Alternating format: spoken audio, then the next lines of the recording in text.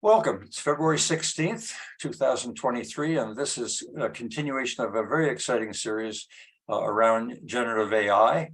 The overall theme is uses and abuses, AI, discussing trust and accountability. Our presenter today is Peter MacKinnon, who has an extraordinary series of in his career at University of Ottawa in depth, a member of the IEEE, the U.S. Artificial Intelligence Systems Policy Committee, and I think you were in that committee just last week in Washington. And I've asked Mel Head, Yogi Schulz, and Jeff Uhlich if they'll join us again today as commentators, always to keep the discussion going. Peter has indicated that his presentation will be broken into three parts and is entitled "An Artificial Intelligence Awakening Disruption is on the Rampage," and it certainly is. So without any further ado, Peter, I'm just going to turn the discussion and the session over to you, and welcome. Thank you very much for that introduction, and I look forward to chatting with everyone today, and I hope we can have a good chat. This actual image is a piece of AI-generated art. It won first prize in a New York art exhibit. No, actually, in a small town in Colorado initially. Where the artist who created this lives, and it was made with this Mid-Journey art. So artificial intelligence awakening. Yes, a disruption is on a rampage right now, and it's actually was started about 10 weeks ago, and it's really quite remarkable what's been going on. So let's review where we're at in this spectrum of things. I'm going to talk about the implications of this disruption, and I'm going to use ChatGPT as the source of much of what I'm going to say on some of these technical issues. And from there, that's what's going to be covered off in the comments on techie stuff. Then I'd like to focus this into the domain of the positive and negative disruptions that we're starting to experience and many speculating about. And across the following five areas. Technical, I'll talk about a bit about that. Social, as an individual. Economic, as in personal, nation state, globe.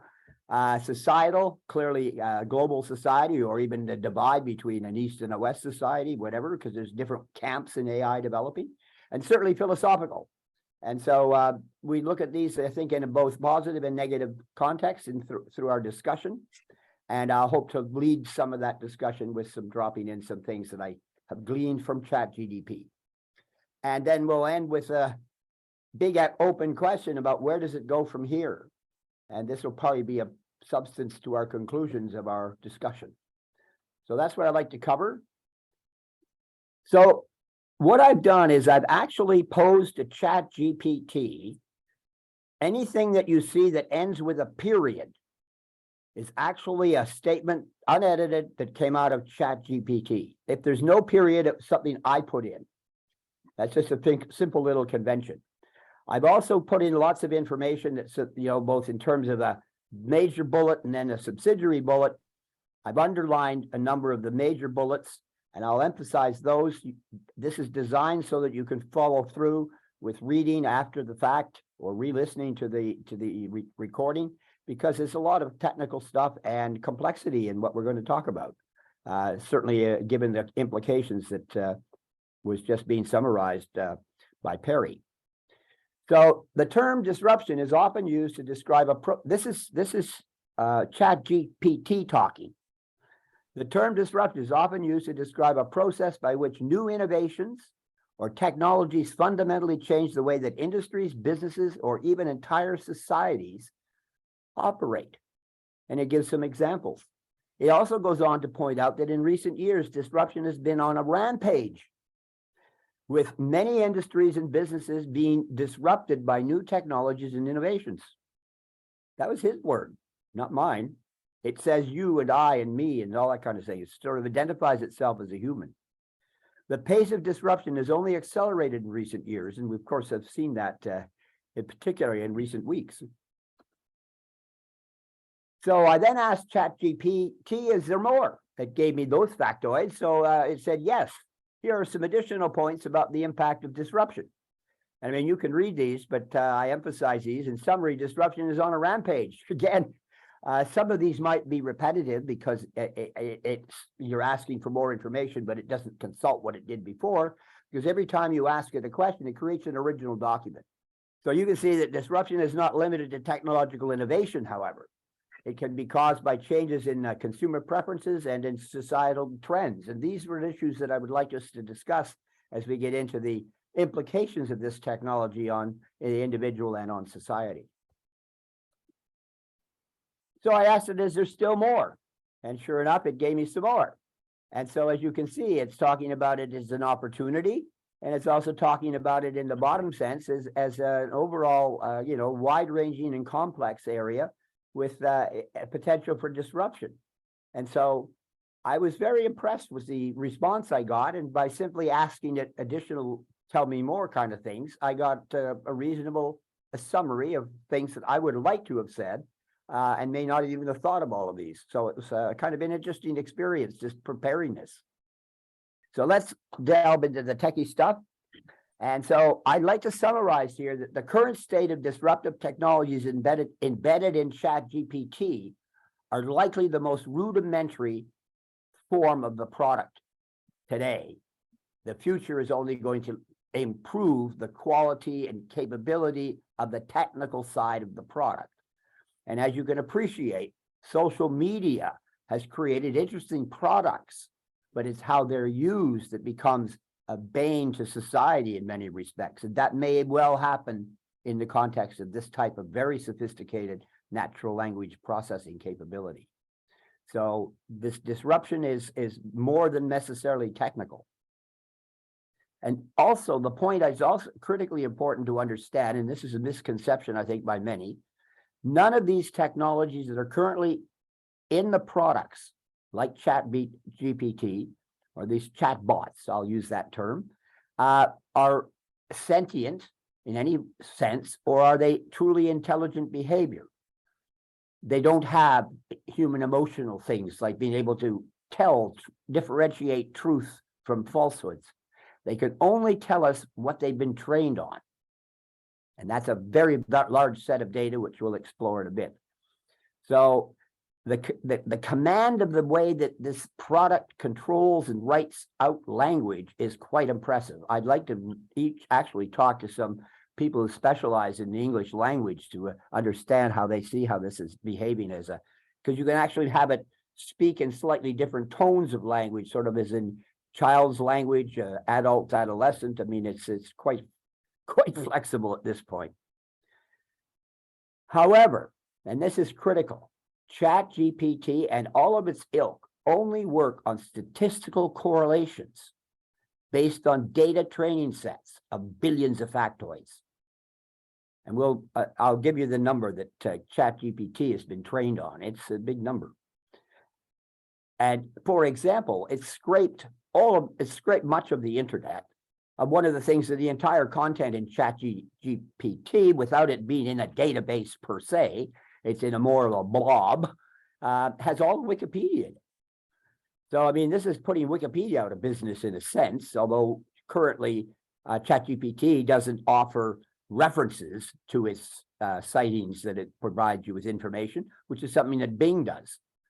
So there's a variety of differences in how these products are being developed and applied.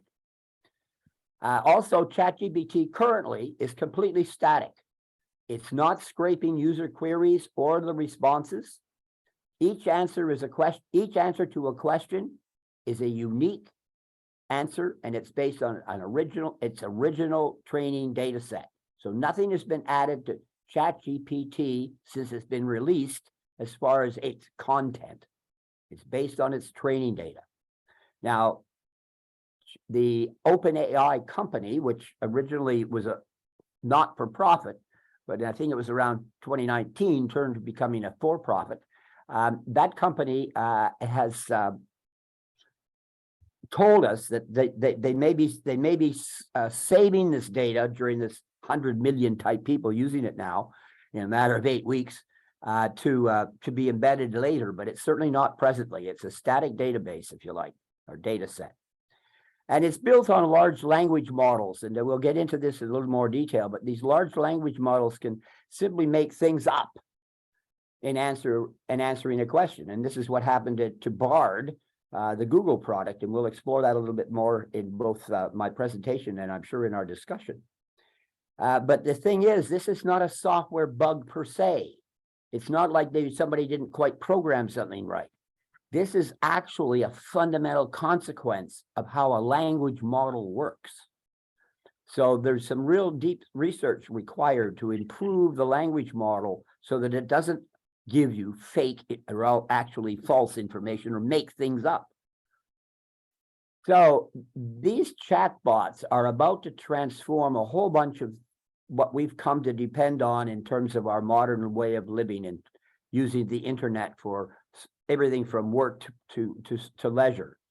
So it's going to transform completely search, and it has the potential, for example, in a war of companies right now, but one could argue Google's on the losing side, even though it dominates with more than 90% of the world's search, at least in the Western world, 90% of the world's search, and Microsoft only has about 7%. Yet Microsoft, with its embedding ChatGPT into its product, could make a huge, big difference to the search capabilities of these products. And in fact, Google also had a big embarrassing moment, which we'll talk about a little later. Also, these digital assistants, to which there's over 2 billion in use today, and these are only examples, Alexa and Siri, but these chat type things are also going to be able to have this type of chatbot capability, as well as email. Emails will be able to, you'll be able to pose questions to your email stack and get answers right away.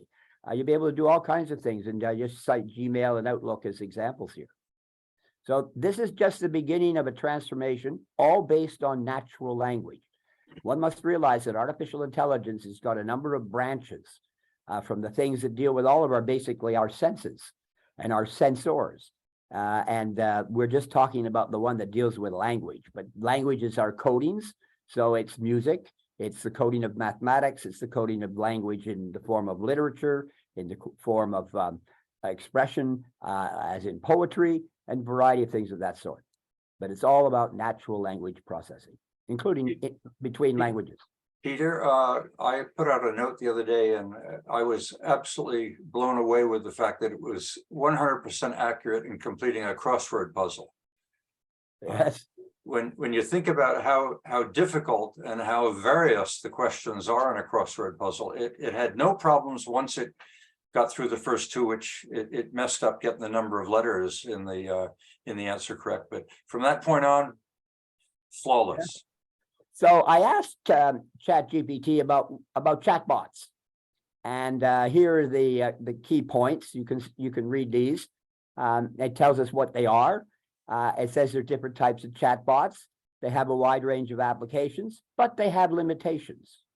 And this is a point, like it's very difficult to handle complex or nuanced queries.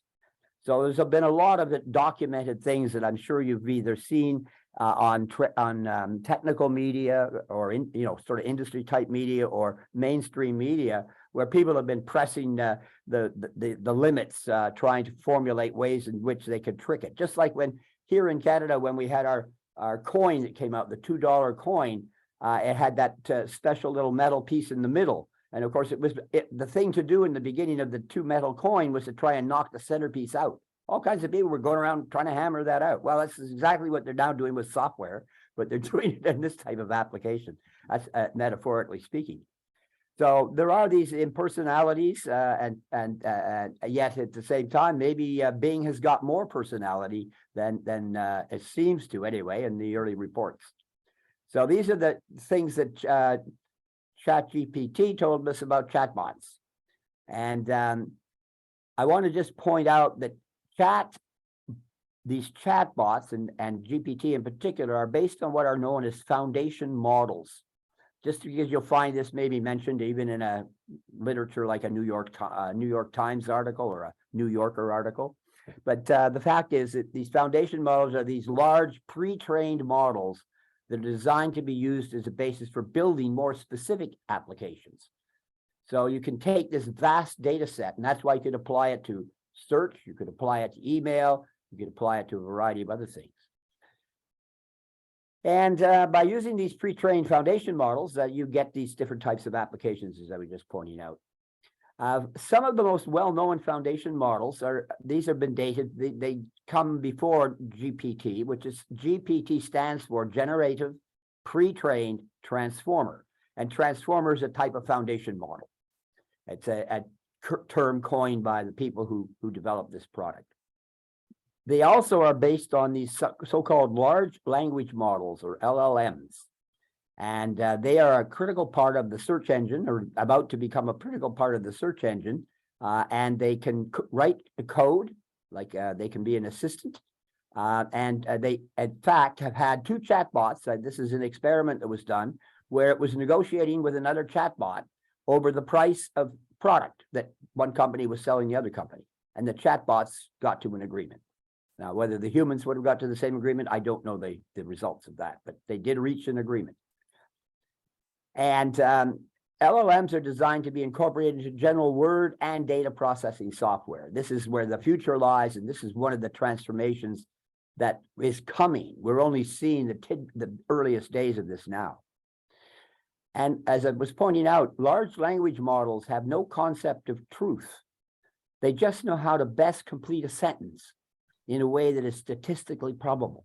That's this correlation factor that I was talking about. And it's based on the inputs and the training set.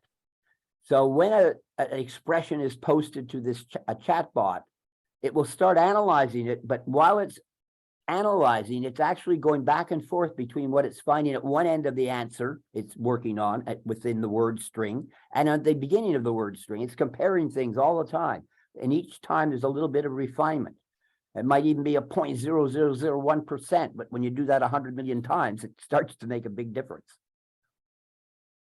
Consequently, though, if they don't have this sense of truth, which they don't, they have been well noted as a result, have made things up. And the biggest example to be in the economic domain is the huge hit that Google took as a result of its demonstration with Bard that failed.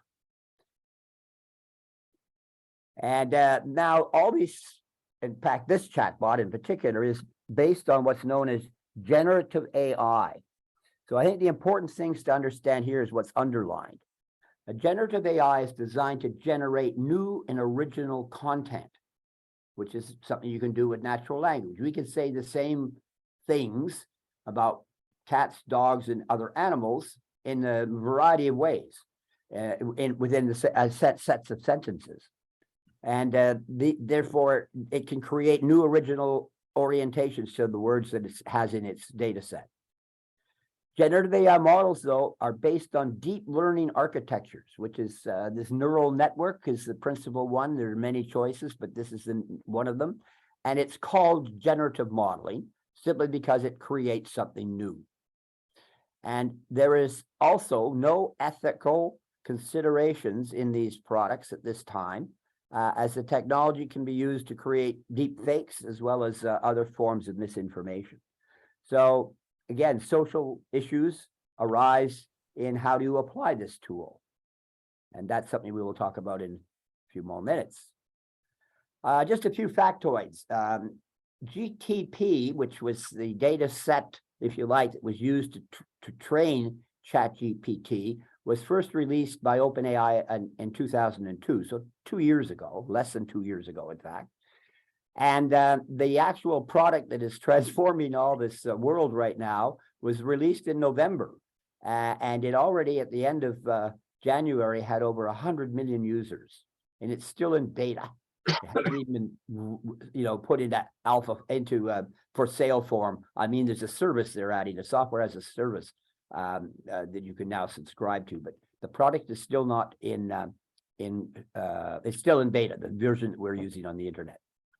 And the largest version of GPT when it was released, and that's when ChatGPT was released also, was the same as with the product itself, GPT-3. it's got 175 billion parameters. And hence, to create these data sets and to train these algorithms takes an enormous amount of computing power. You can imagine 175 billion parameters is being filtered through constantly. That's a huge amount of processing. And generative AI chatbot style tools can churn out convincingly fluent text, whether it's prose or even computer code. And it's now also being used by scientists to edit their own papers. And in fact, I read one article in Nature just 2 days ago where a scientist claimed that he found a mistake in one of his equations by using ChatGPT. And that was a manuscript that had already been accepted and hadn't been published yet. So that was interesting. Oh, and I guess there was one other thing. Yeah, Nature magazine, a major publisher of scientific information in all disciplines of science, they launched specifically a poll soliciting their readership, which is online as well as, of course, the print version, to provide their views on how ChatGPT and other generative AI products are used in their research. So that's a report to come, and I'm sure if any of you subscribe to The Economist, Nature, you'll see this. It'll probably be in The Economist as well, for that matter, in terms of once it's reported. So I asked GPT to tell me what its benefits are. And you can see from this list, and there's descriptions of what it all means, but it's a wide range of benefits. And if you think about these all seem to make good sense. But here's others, you know, some of these are technical, like the scalability, the consistency, analytics that come with it. And of course, it has innovation. I mean, it identifies innovation as a component of its benefit. So it's constantly improving and evolving, new models being trained to improve its accuracy and capability. This means that business can continue to benefit from the latest advancements. And bottom line here is that overall, ChatGPT offers a wide range of benefits that can help businesses to improve efficiency, reduce costs, and enhance the user experience. Well, I go on beyond just say business, but that's academic, government, I mean, basically organizations where there's more than one person. I've also asked the chatbot about what are the technical implications of generative AI. And you can see these all listed here. And they're all, of course, technical in context, except for the last one, which deals with ethics and fairness. And so that comes back to this point that it can generate biased content or discriminatory content. I've actually had a conversation with a gentleman from the Middle East about a week ago who's been working with ChatGPT. He's an engineer for several weeks. And he's convinced that there's a bias built in when you ask it questions about Middle Eastern politics. I can't comment because I haven't tried it. But, you know, there are people out there that are testing this in all different ways. And this is one of the issues that is a weakness of these products at the moment in terms of their known limits to ethics and fairness. And what are the social implications of generative AI? Well, there is a number of here that are really critical, in fact, and job displacement is probably seen by many, including me, as one of the biggest implications. That doesn't mean it's going to eliminate only jobs. It's going to create jobs too, of course. But the big thing is it's a transformation, like going from, you know, the age of the horse to the age of the automobile. There was a huge transformation and lots of displacement in jobs, but many new jobs of a different type. Intellectual property has an incredible capability to deal with infringements as well as to potentially create intellectual property. And how that'll be regulated and dealt with by governments is yet to be determined, because these things haven't actually evolved into a measurable activity yet on a scale that's reasonable. It has ethics and accountability issues and misinformation. So these are the kinds of social considerations that we should think about, and I hope can bring to the discussion when we start looking at weak signals and nudges in the context of the implications of this technology. And there's economic implications as well. So here are examples. You can see them just as well as I can read them. So the bottom line is that the generative AI continues to evolve it is important for business policymakers and society as a whole to consider the economic implications of this technology and its embedding into products, because we're talking about a technology and a product, and ultimately a service in a sense, because software as a service could be what comes of this whole type of technology, chatbots. And here's some societal implications. So now we're talking, some of these will be a bit of a repeat to the social, but societal implications, and this is in the context of not just the individual or the community, but society as a whole. And these are, I think, really critical issues that, typically the technology leads, and the rules and regulations and the social implications and understanding follow. So in this case, these are things we should flag and try and get on board. More social science people getting involved in these sorts of technologies and their implications as well. And finally, what are the philosophical implications of generative AI? Well, of course, you can expect to see ethics and responsibility appear again, but there's other things like human cognition and intelligence, the creativity and authorship of things. Where's the boundary if you write an essay and then give it to ChatGPT and it vastly improves it? Is that editing it? Is it copy editor? Or is it actually, dual authoring it? Or is it actually prime author of it?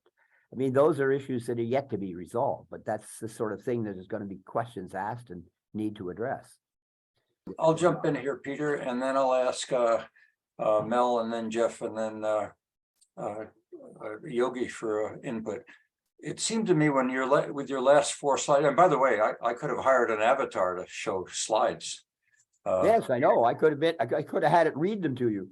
But could you have done that without the assistance of ChatGPT?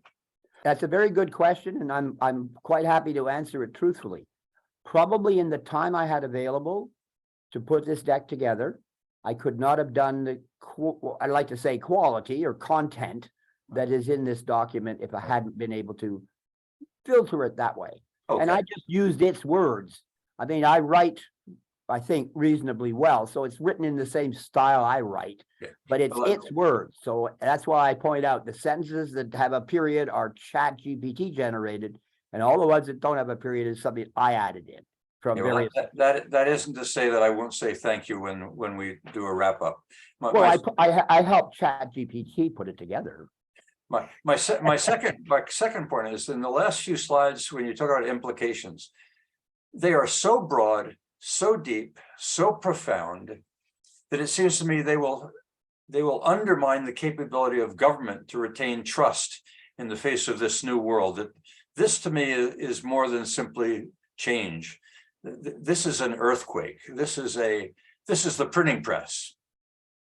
Oh, I think it's more than the printing press, because it can disseminate much faster. Well, I'm thinking of the printing press and the dramatic impact that it had on the Middle Ages, and what impact this could have at this particular time in the 21st century on mankind as we go forward. Well, you've asked a great question that we can only answer in a few decades. Well, the Law Societies put out a note to their members that ignore ChatGPT at your peril. Okay, Mel, you want to take a shot at Peter and or elaborate on any points that he may well have made? I'll go with Mel, then I'll ask Jeff and Yogi. Well, I don't want to take a shot at Peter, but I think you've very well expressed the two concerns there. One of the things that is evident in a lot of the comments to many of the articles that are on the internet is that people don't really understand how this is all put together. There's 175, 177 billion words, let's call them, that are presented to ChatGPT, and it gleans information out of those things from the point of a statistical view to it all. What is the probability that this word follows this particular word, that type of thing, and creates its output that way. So long as the data is static, in other words, it doesn't change, then you can say, I can be reasonably sure that I'm going to get pretty much the same answer to the same question. It'll be differently crafted depending on how it's requested. But when dynamic data starts coming into the picture, there's no clearinghouse for a lot of this stuff. So it's going to make some changes to how we see the output of these things. There's tremendous upside to it, but there's a nefarious side as well. I think only one other comment is when we look at ChatGPT, you were just talking there with Perry about having something speak the presentation to someone, for example. And that is, it's possible today that we can get text to verb, text to word, or text to verbal translation. Well, like I did last week for Microsoft Word, for example, it can read the thing to you. But when the personality, and I put quotes around that word, is put into these transformer products, and they become almost like your friend. If you're not really aware that it's not a real person behind that screen, it's very easy to consider that they could entice someone, goad someone to, into a certain way of thinking and that type of thing. So it's going to be a very interesting world ahead, but the technology is going to get better. As you say, it'll get faster. It is expensive, but we're going to see a lot more applications coming out. Right now, everybody's throwing spaghetti at the wall to see what sticks. As this technology evolves, clearly the role of capital, the financing, the 10 billions or the billions that are being thrown at, will develop certain aspects or certain features of it as of more interest than others. Book I have on data surveillance says exactly that. The evolution of this will follow the principles of what? Capitalism? How do I make my most profit? Is that what's going to drive Google and Microsoft and others? Peter, you want to comment on that? Well, ChatGPT, OpenAI, part of the reason they call themselves OpenAI is that they have as a philosophy to try and do good with AI. And that's I mean, you can check their sort of way of expressing themselves, but that's their intent. Okay, excellent answer and an excellent point to make. But someone also made the comment, I think you did, or about this fellow in the Middle East feeling there might be a Middle Eastern bias. There are going to be cultural biases in knowledge. There are cultural biases in books, in language, in speaking. We live in a multicultural society. This is a multicultural phenomenon. One can't expect that this will be perfect because human beings and just the sheer nature of our cultures are different. So let's not be overly critical, although I think this is going to make breakthroughs in terms of maybe helping bridge cultures. Oh, I was just going to pick up on something that Mel said, and you referred to it in your presentation, Peter. And I think humans have a inability to not anthropomorphize something like ChatGPT. You can't help but be drawn into that interaction with the chatbot because it's responding so rapidly, so fluidly, and so human-like. But I think, and for this audience, fairly aware, well-read people, I'm not worried about being confused by that. But my worry is that there are some people who will be deceived by that. And what you said earlier, as a point I've tried to make right from the very beginning, back in early December when we first started talking about this, is, as you've emphasized, it's a statistical model. It's stringing words together. It does not know what it's talking about. It has no moral, ethical grounding, and it is in no way, shape, or form rooted in any experience with the real world. And I think it's so critical for people to keep that in mind. And it's not to say it's not amazing and incredibly useful. That's why it's been taken up to such a degree all around the world. But that's a big, caution flag, I guess you would say. For I have to really keep reminding myself that, as you said, Mel, there's no person back there. There's, it's a statistical model, a large language model. Is it conceivable, Peter, that ChatGPT will ultimately bring about a reclassification of society where we'll have the classes that know how to process and the classes that don't know how to process and are dependent. Can you see this evolving in such a way that we move away from this inclusion to where we actually have divisions in our society as a product of those that know how to use this to know, to share?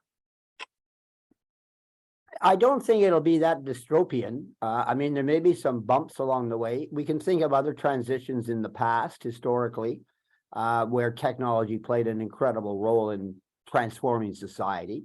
I mean, the Industrial Revolution is probably the best example historically, because it represented first the technology arrives, products arrive, people get employment, but then it turns everything upside down, turns society upside down. We end up with, rather than everyone making a pin at a time, we get the assembly line, we get all kinds of advanced ways of organizing, and we get a pyramidal structure of organization and so on.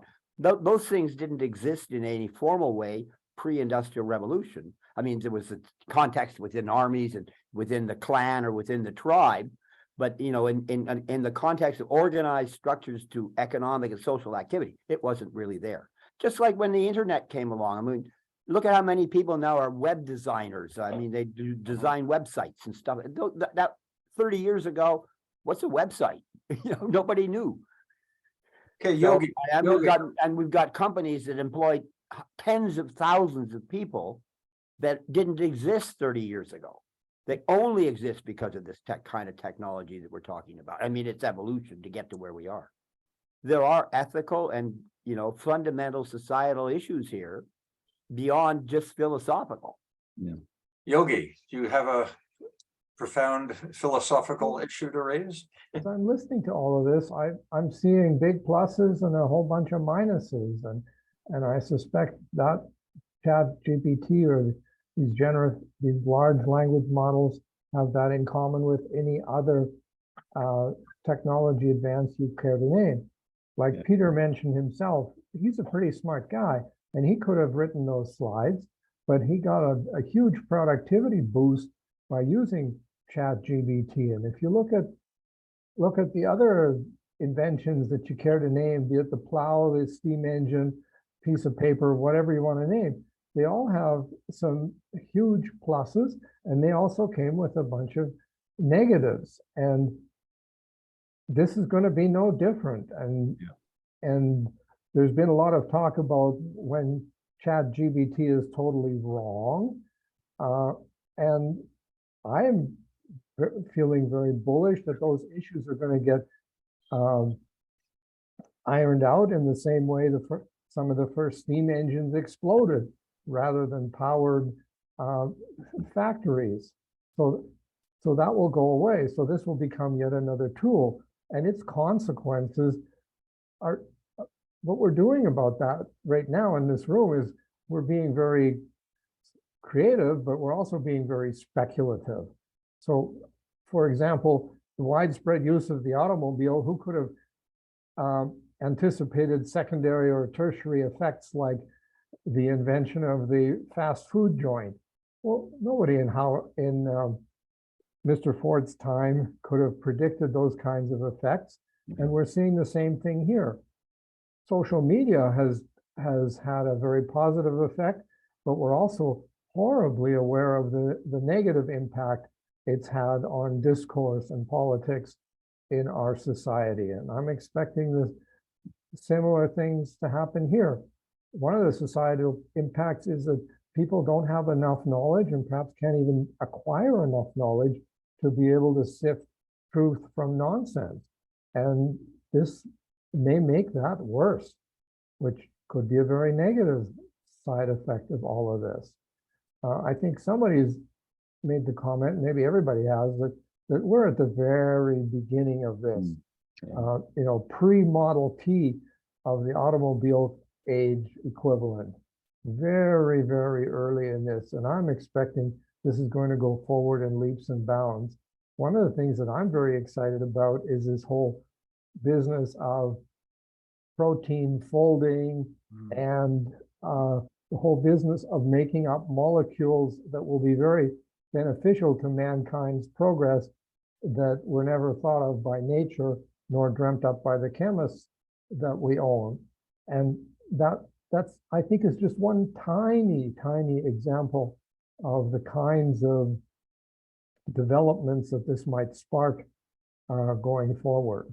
Oh, when you raise that folding scenario, can you envision, Peter, that while the data that it has today is minuscule, a few billion, big deal, we'll be in the trillion in no time at all, and it will have access to our health records, to our financial records, to our communication records, so that it can say, I know you as well as you know yourself, or even better. And then when you go shopping, the avatar joins you to make sure that you purchase, or helps you as an aid in purchasing your diets and making sure you shop properly. So yeah, so if this means I lose less money on my investment, well, bring it on. You know, it depends which one of the stores you go into. You could go into Mr. Gabarino's, who is your friend. You've known him for years. He's personally knows your birth date. You could go into Amazon's new store where you just present your credit card and then walk out and it bills you. But you could go into the store with the avatar that knows you so well that it helps you in the shopping to make sure your health or your diet or whatever your values happen to be that day are met by how you shop. Okay, Peter. Let's get on to the next phase. We've got about 45 minutes. Just to answer your question, because you asked it to Yeah. me, I would argue that to aggregate all the things you spoke of as a global thing is way beyond our computing and capacity to exchange information globally with all the kind of electronic card activities that are going on. I mean, it just it's a future, that's for sure. It's a possible one, and it sounds rather dystopian to me, or at least Malthusian. Oh, but why? If someone says, I know you so well, I can help you. I mean, I got to say this tongue in cheek, because you can certainly say that. Who said that and what motives they have? I mean, God said that at one time, and I will take care of you. But he has objectives, or she has objectives, or they have objectives as well. Okay, so now let's just talk a little bit about Bing, and this is Bing according to ChatGPT. And as you know, Bing's a search engine. It's owned by Microsoft. It's designed to provide web searching. It can provide you with images, video, news articles, etc., like all our search engines do, basically. And Bing also offers a variety of features such as maps, translation services, and even a currency converter. But Bing has not been a very big success in the marketplace. It has lots of good functionality, but it's not popular, as I pointed out earlier. Statistically, Google dominates by far, but with the announcement by Microsoft of $10 billion investment into OpenAI and their ability to now take ChatGPT and embed it into Bing as a tool within the search engine, this could put, in effect, Google out of business if they don't do the same sort of thing. Well, I mean, Google will reply, I'm sure, and already has, in fact, taken action. You may read or have read that the executives of Google are in a state of red alert. This was called by their CEO. They've actually brought in the founders of the company to assist in figuring out how they can make a short path to make sure they don't lose their position. Yet they've got this embarrassing situation of having demonstrated their product and it failed to make an impression. And we'll talk about that in a few minutes. So, Bing is another alternative to what you use with Google's Chrome, for example. But these are coming with new capabilities. So I asked ChatGPT about Bard, because as you may or may not be aware, ChatGPT has data up until September of 2001. And there's nothing in it that has any data that can tell you anything about beyond the certain date in September of 2001. So Bard, of course, has just been announced recently. And so I asked it to tell me, what do you know about Bard software? So its answer was, I'm sorry, but I'm not familiar with any commonly known software referred to as Bard. Oh, yes, this is the Bard blowout. So it actually said to someone who asked it some questions, rather complicated, nuanced questions, and the answer came back, I will not harm you unless you harm me first. Well, a week ago, Google announced this new AI product called Bard, as the search interface for its language model. And BARD is one of these large language models. It's known as Lambda, or language model for dialogue applications. However, it was in the demonstration, they were comparing financial figures between different companies about how the data is there, and it turns out that the BARD was inventing information, inventing statistics or financial information, turning out to be about the worst case scenario you could ever imagine for a demonstration of this technology as possible. The net result, and it's a staggering result, is that Alphabet, the parent company of Google, lost $100 billion in market value because of that failed demo. Okay, so this is something we may talk about. It's kind of like the knee-jerk reaction in the demo and the high expectations. I mean, I don't know how many investors made up the 100 billion in investment value, but it fell out 7%. I mean, that's still small for $1 trillion company, but nonetheless, it's still big money. Weak signals and nudges are terms you may be familiar with in regard to trying to understand patterns of behavior, patterns of change in society or in any kind of investigative activity where you're not sure what's going on.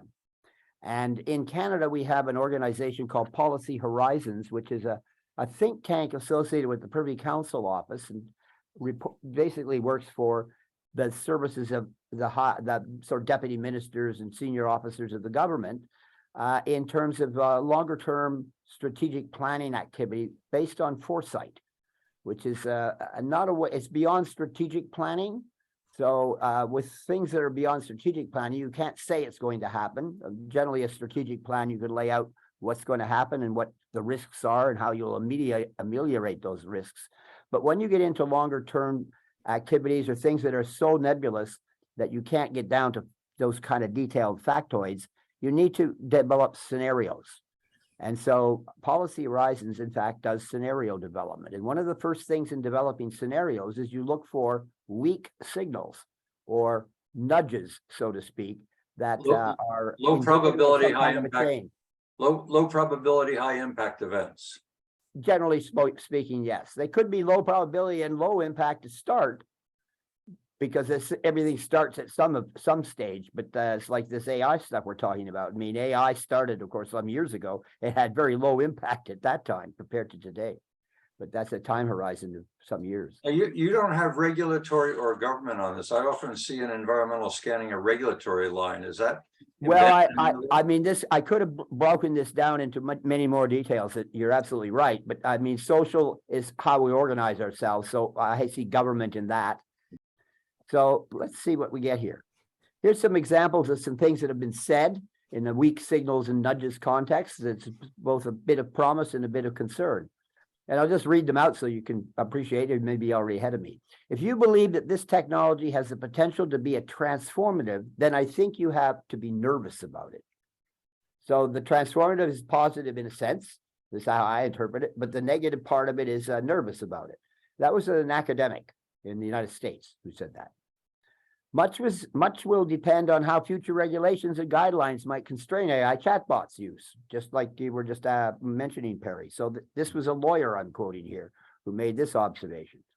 And as I pointed out, Nature magazine, or in an earlier comment, but the tool cannot be just trusted to get facts right or produce reliable references. That's a quote from Nature magazine, from the editorial board, who did a piece on ChatGPT in the Nature Machine Intelligence 3. That's not a reference 3, that's the name of the journal. And that journal and its publisher is, of course, one of the world's major scientific publishers. Yeah, at this point, I'm pretty interested in this, but I don't want to say too much because I haven't really followed a lot of this stuff. I'm kind of just getting back into it. Back in the day in the 80s, when Peter and I were involved in Canadian Artificial Intelligence Corporation, I guess it was called, there was a huge amount of hype about AI. I mean, everybody it was amazing. It didn't take long before every company had AI embedded in their products. And even if you had a graphical user interface, it was AI. And so much of it was overhyped that it was kind of to the point of being ridiculous. I even had one of the contracts we did was with one of the big major telecoms, and the people that hired us in the telecom were hoping that we were consulting on potential uses of AI, and they thought that maybe AI might be useful in helping them convince their bosses to make the right decisions, because they weren't getting their messages across very well. But at this, anyways, coming back to today, I want to learn a lot more about this stuff before I open my mouth and say anything that might be of any interest or use. So I'll sort of just be a fly in the wall for now and listen to you guys who are far more expertise and knowledge in this area. So I touched on the personalization implications when I gave that scenario regarding shopping, and others have expressed considerable anxiety of anything or anyone or any organization that claims it's here to help me. Give me your data. But let me shift into the knowledge management business and looking at the professions. I mean, the professions since the Middle Ages have risen to the top of the heap. Those who claim to know get exclusive rights of practice granted by government because they in fact have knowledge which otherwise in the hands of a snake oil salesman could put us personally at jeopardy. So governments have given professions, individuals who have been certified by as a product of their demonstration that they have certain knowledge and certain know-how, certain authority. Well, along comes ChatGPT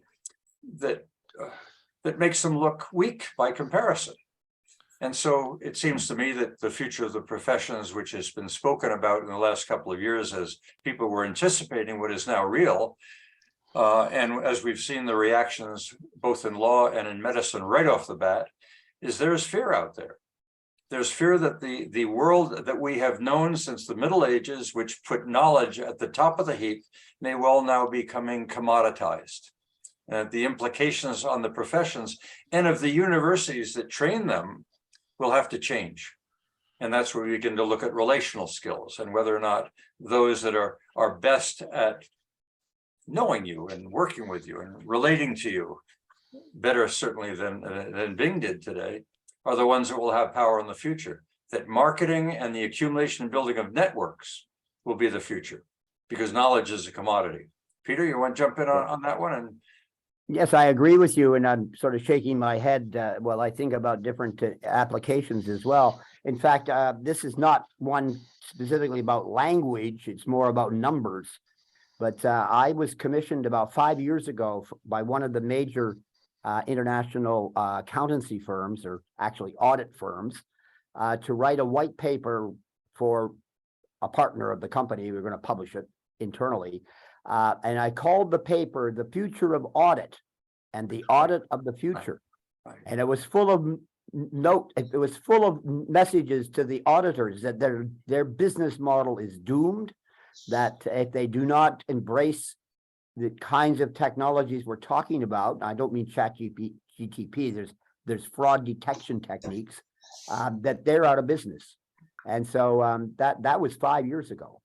And it was commissioned by one of the world's large audit firms. So that's one example of at least some forethought in realizing that the implications to a profession, the licensed kind of profession, is under threat. Now there is an issue. I know probably a lot of people don't really know why Perry is talking about knowledge management. So I want to tell people that, because in some respect, Perry's an expert in this area. He was the practice leader for KPMG in knowledge management. So, he speaks with some authority here. And I think that there are professions that will require licensing as we have been doing it as a tradition. And I think of things that have to do with public infrastructure, things that are related to national priorities and needs, and such as security and the typical things that governments are responsible for, where engineering fits in. Because engineers are like the Quebec Bridge. Engineers are responsible for the design, and that if it collapses due to other causes, that's something else, like some of the bridges in Quebec in the 90s or 80s, and I guess in the 90s were starting to collapse because the company that built the bridges cheated on the rebar. But the companies that designed the bridges did it right. So that at least was resolved. But so it wasn't the engineers per se who were at fault in that case. But the Quebec Bridge engineering job, that was engineering, that was the problem. It collapsed twice. So, you know, these symbols are, I think, important. And I think licensing of professionals in certain areas to a high level of knowledge and in effect authority, like a judge, in a sense. I mean, that's the person we put. I mean, we're not going to just replace judges yet. We may be able to replace some lawyers, but we're not going to replace judges. That is one of those most fundamental jobs in human society, in my view. Okay, so let's pursue that, because next week's webinar is going to be about threats to free expression in Canada.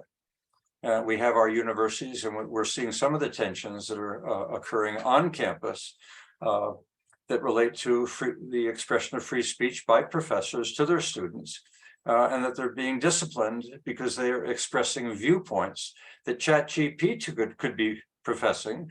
So rather than the professor taking responsibility, simply asking ChatGPT what its views are, the pros and cons of residential schools, which got a professor in trouble because they expressed their experience versus what ChatGPT will express in future. Who's accountable for the content that's in ChatGPT? Certainly OpenAI would say, this is public forum. This is the knowledge that we've accumulated from society at large. This is the viewpoint. Does the indigenous community then want to shut down OpenAI? Well, I wouldn't say it's the viewpoint of society or even the application. It's the viewpoint that particular question, in the format of the question, asking this vast pool of information, some facts, and it came back with something different than maybe the person's personal experience. So they may be accountable for the question that they asked, not for the answer that was given. That may become, I mean, as we just agreed, there's no dumb question. So but you should be accountable for your question. University professors in future need to be very careful, not only what answers, but what questions.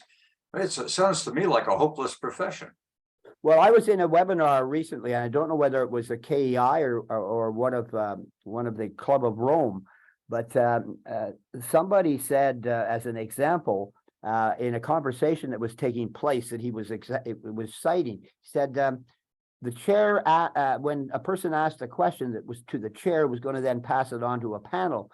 The chair said to the questioner, "Do you understand your question?" And I guess that's an important thing to think about. I mean, there is no dumb question, but if you think about what is the real understanding of why you're asking the question, we might get a little more concise about formulating. So the student of the future will be very good at asking the professor, "Why did you ask that question?"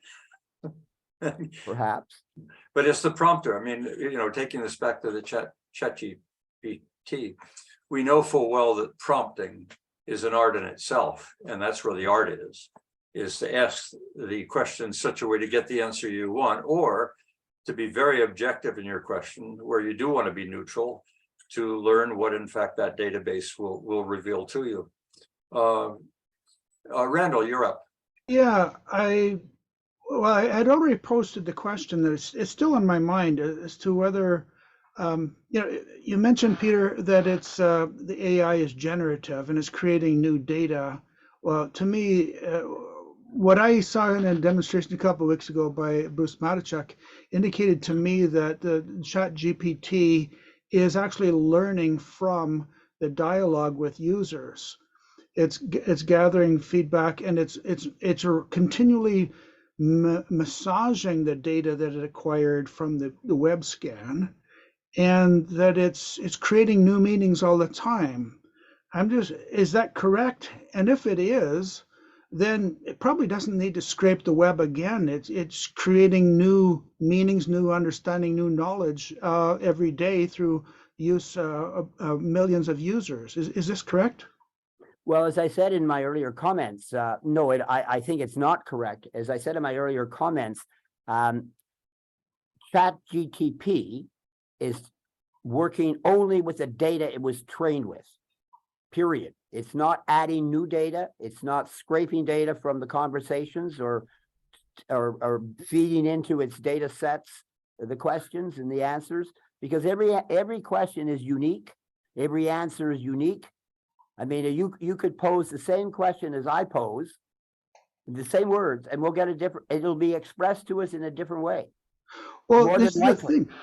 thing, the fact that you get different answers from the same So the question. answer will be, the content will be the same, but it'll be arranged in a different way. The grammar might Okay. be slightly different. It just seems to me like the programming is grossly negligent in not taking into account the users, the dialogue, because that's new data that can be used to create new meanings and be progressive. Well, there's a reason behind this. As you know, or OpenAI actually only fed data into this product up to a certain date in September of 2001. And the reason they chose to do this was a previous experience, and I believe it was Microsoft, developed a large language model product and demonstrated it with its content all trained up and so on, and just let it go out in the wild. And within about a week, it was so corrupted with hate and bad language and, you know, all kinds of things that were totally unacceptable to norms of society, that they had to stop the product from being used. And so this is a lesson that was learned the hard way. They opened it to the world and they got dumped on. And ChatGPT, is my understanding, they're not scraping anybody's data and adding it into their data set now. That doesn't mean they may be able to. I'm sure they could, but they're not doing that yet. They're trying to understand how their system operates within the trained data set. It's a very large encyclopedia, but that's what it is. Well, so somebody else could adopt this, get the API and create their own adjunct application that would actually take dialogue and learn from that? Listen, there's all kinds of people out there trying to break this product and also figure out how it works so that they can do it themselves. I mean, we're talking about prompting. One of the big things that people are doing is trying to find ways to prompt ChatGPT to tell it internals about how it operates. Jeff? Yeah, I just wanted to say, I recall from the conversation with Bruce a few weeks back, I think the answer might be somewhere between what Randall was saying and what Peter was saying, because you're right, Peter, there is no kind of connection between one conversation and the other, and it is generating an independent or a unique response in each case, the generative AI. But I think what Bruce was also highlighting is that, and someone asked the question on the chat, is ChatGPT remembering in that term? I'm not, it's not remembering anything, but is it taking into account in its subsequent replies what you've been chatting with it about, two or three interactions previously? And it is doing that. The other thing that Bruce talked about was that he called it the difference between one-shot and many-shot learning. And if you give ChatGPT in your prompt a template for how you want it to answer, it does not learn. Learn is the wrong word. Again, this is our tendency. We can't help but anthropomorphize this, but it is using that prior dialogue in formulating its next response. It's an extension of that statistical filling in the next word or next letter. It just gives it more data from your interaction on which to base its next response, on top of all of that information, this massive corpus of information that it has access to. So I think the answer is somewhere in between. I don't know, Peter, if that rings true for you or Well, I think Jeff, what you've said and what Randall said is definitely coming, but it's not all there yet. Yeah. And this may be a very strategic reason, as I was saying, and I've got this from some of my colleagues on the West Coast, in the US, who study this or involved in these sort of things, that part of the reason for this date in the past not to be right up to date relates to wanting to be able to understand how the product is performing, how people interact with it, and to try and minimize this malfeasance that happened the last time round. It went wild in a beta.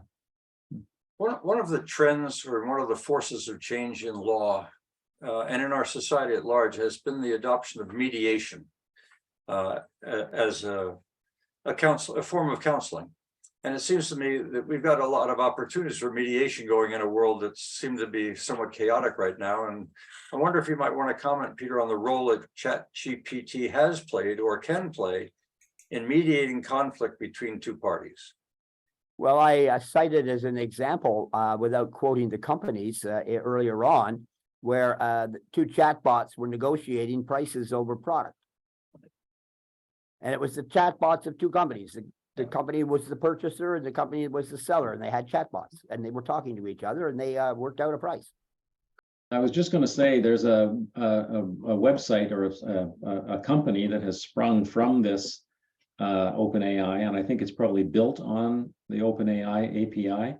It's called donotpay.com or Do Not Pay AI. And what they're using is they have adapted their chatbot, and they're using it for, in the States, for people who have a dispute with an authority, a parking ticket, a fine that they've received of some kind, and they unleash their chatbot on the party in that company that is trying to collect on that fund, on that money, and that's their business. And they get a fee for that. They get a fee for saving you the cost of that fee. And there was a famous case. There was a lawyer who offered $1 million to someone who would argue a case with ChatGPT in front of the Supreme Court. And then there was a threat of a lawsuit against that person who was offering the use of ChatGPT, and so that challenge ultimately failed for legal reasons. But that stuff is going on out there, and I think Yogi or Mel, one of you cited an example of some chatbots having a conversation with each other to settle some dispute. I can't recall the specifics of it at the moment, but I thought that was part of one of you had sent. In the building of scenarios, what you often have is, I know there was a exercise in scenario building in Mexico City some years ago, where they had tens of thousands of people in a stadium who with little switches were able to say yes and no to various questions and built scenarios in that manner. When you've got ChatGPT that can synthesize large amounts of data into simple answers, it seemed to me scenario building would be a considerable aid, Greg. I can also recall doing some consulting to the city of Edmonton some years ago, where the staff were engaged in interviewing over 100 individuals of the scenarios of the future, the problems that organization was having. And the challenge was always to synthesize enormous quantities of text in order to come up with something credible to take back to the client. That would be done at the blink of an eye, which is one of the reasons why I may well reinitiate the surveying of economic resilience and the opinions in the province. But Greg, what about scenario building and using ChatGPT? I can't imagine how it would be remarkably easy. Our scenario planning process is 100% question-based, and so is ChatGPT. But you might also add that the process of scenario building is valuable as in the process as well as in the results, by bringing networks together and getting. Yeah. But it would be interesting how you could complement the process of humans coming together with the incredible power of ChatGPT to survey everything. I don't know. It'd be incredible. Yeah.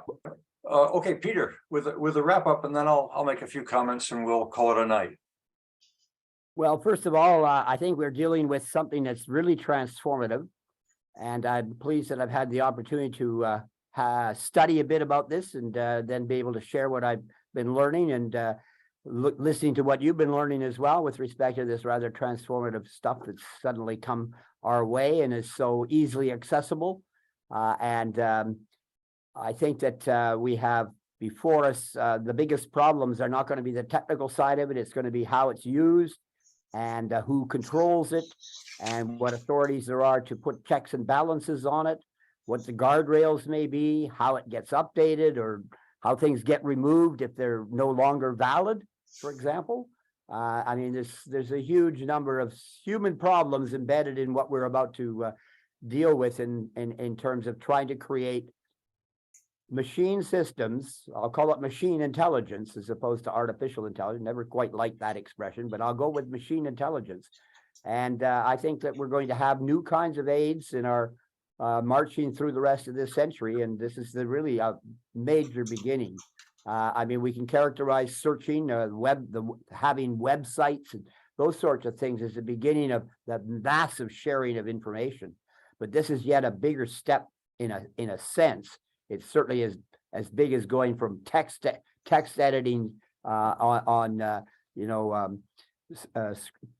dot matrix like screens to full color touch screens and things of that sort, to now we can pose questions and get answers, and we can pose questions. One of the things we never even talked about, things like Dale E, where you just simply express something in words and it creates art for you. And you can express the same words, you can use the same words numerous times, and each time you'll get a different piece of art. So I mean, this is like this same point we were making about, you pose the same question, you'll get it expressed to you, same facts, but it'll be expressed slightly differently. Just like the news. I mean, you listen to 5 radio stations, and they all have a news at the hour of 11. They'll read all the same news stories, because it's all the topical news stories, but they'll be read in a different way. They'll be formulated in a different way. They may be formulated in a biased way. These are the things that are all part of trying to understand how we're going to be able to communicate in the future with machines that seem to be intelligent. And actually, and I do believe by the end of this century, we'll certainly have sentient, if not intelligent, some aspect of machines. Still narrow, but that's of course the future's unknown. Only one scenario is going to work, and it's the right one, but we don't know which one it is.